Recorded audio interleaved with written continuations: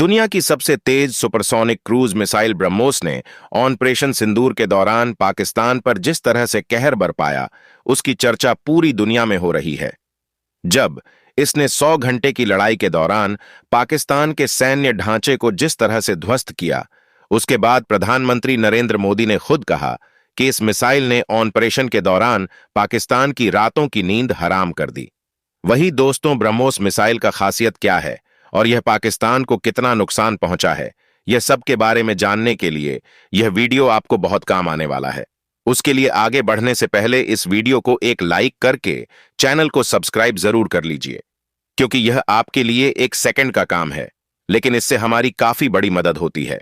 Operation सिंदूर के बाद भारत की सुपरसोनिक ब्रह्मोस क्रूज मिसाइल की खूब तारीफ हो रही है, जिसमें दुश्मन की तरफ से भी तारीफ शामिल है, जिसने ब्रह्मोस की ताकत का अनुभव किया है। पाकिस्तान के प्रधानमंत्री शहबाज शरीफ ने सार्वजनिक रूप से स्वीकार किया है कि ब्रह्मोस ने पाकिस्तान को चौंका दिया और देश के अंदर कई सैन्य ठिकानों पर हमला किया। अजरबैजान के लाचिन में एक शिखर सम्मेलन में बोलते हुए शरीफ ने बताया कि कैसे भारतीय हमलों ने पाकिस्तान के लक्ष्यों को निशाना बनाया, इससे पहले कि वह अपनी योजनाबद्ध जवाबी कार्रवाई शुरू कर पाता। उन्होंने कहा, हमने 9 और 10 तारीख की रात को भारतीय आक्रामकता का जवाब संयमित तरीके से देने का फैसला किया और हमने तय किया था कि सुबह 4:30 पर फज्र की नमाज के बाद हमारे field marshal chief army staff Syed Asim Munir के नेतृत्व में पाकिस्तानी सशस्त्र बलों को हमारे दुश्मन को सबक सिखाना है। लेकिन उस समय तक पहुंचने से पहले ही भारत ने फिर से मिसाइल हमले शुरू कर दिए। ब्रह्मोस ने रावलपिंडी के हवाई अड्डे और अन्य स्थानों सहित पाकिस्तान के विभिन्न प्रांतों को निशाना बनाया।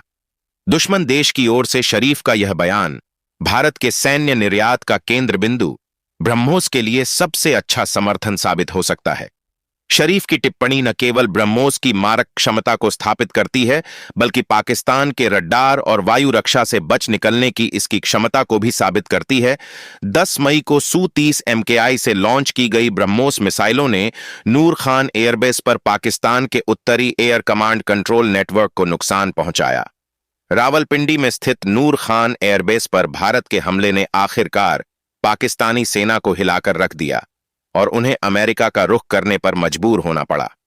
नूर खान न केवल हवा में ईंधन भरने की क्षमता का घर है, जिसने पाकिस्तानी लड़ाकू विमानों को हवा में रखा, बल्कि यह पाकिस्तान के सामरिक योजना प्रभाग के मुख्यालय के पास भी है, जो देश के परमाणु शस्त्रागार की देखरेख और सुरक्षा करता है। ब्रह्मोस मिसाइलों का इस्तेमाल बहावलपुर में जैश मुख्यालय को निशाना बनाने के लिए भी किया गया है। रूस के साथ संयुक्त रूप से विकसित लेकिन बड़े पैमाने पर भारत में निर्मित ब्रह्मोस दुनिया की सबसे तेज और सबसे सटीक क्रूज मिसाइलों में से एक है। 290 से 500 किलोमीटर रेंज के साथ मैक 2.8 से 3.0 पर उड़ान भरने वाली इसका इस्तेमाल पाकिस्तान में रडार स्टेशनों और कठोर बंकरों जैसे उच्च मूल्य वाले लक्ष्यों पर हमला करने के लिए किया गया था। इसकी गति और कम रडार क्रॉस सेक्शन इसे रोकना लगभग असंभव बना देता है। वही दोस्तों, अधिक नॉलेज के लिए आपको बता देती कि ब्रह्मोस एरोस्पेस की स्थापना 1998 में भारत के सरकारी रक्षा अनुसंधान और विकास संगठन और रूस के एनपीओ मशीनोस्ट्रोयेनिया के बीच एक संयुक्त उद्यम के रूप में एक अंतर सरकारी समझौते के माध्यम से की गई थी। ब्रह्मोस मिसाइल का पहला परीक्षण प्रक्षेपण 2001 में हुआ था।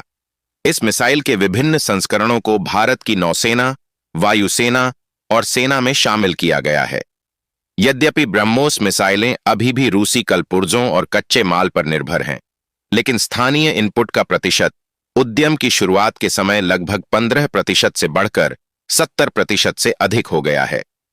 अप्रैल में भारत ने फिलीपींस को ब्रह्मोस मिसाइल सिस्टम की दूसरी खेप भेजी थी, जबकि पहली खेप अप्रैल 2024 में डिलीवर की जाएगी।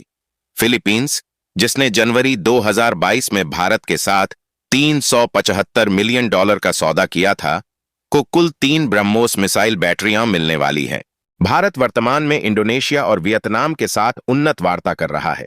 जनवरी 2024 में इंडोनेशिया के रक्षा मंत्रालय ने ब्रह्मोस मिसाइल सिस्टम प्राप्त करने में औपचारिक रुचि व्यक्त की, जिसकी संभावित कीमत $450 मिलियन है। वियतनाम के साथ भी इसी तरह का सौदा चल रहा है, जहां भारत को आने वाले महीनों में $700 मिलियन के समझौते को अंतिम रूप देने की उम्मीद है। ऑपरेशन सिंदूर से कई अन्य देशों में भी ब्रह्मोस की अपील बढ़ने की संभावना है। ब्रह्मोस निर्यात भारत के सामरिक हितों को भी पूरा करता है। दक्षिण चीन सागर में विस्तारवादी चीन के क्षेत्रीय दावों ने उसे कई देशों के साथ संघर्ष में डाल दिया है। इन देशों को ब्रह्मोस निर्यात भारत को समुद्री चीनी प्रभाव के प्रति अपने प्रतिरोध को चीन के पिछवाड़े में ले जाने में मदद करेगा।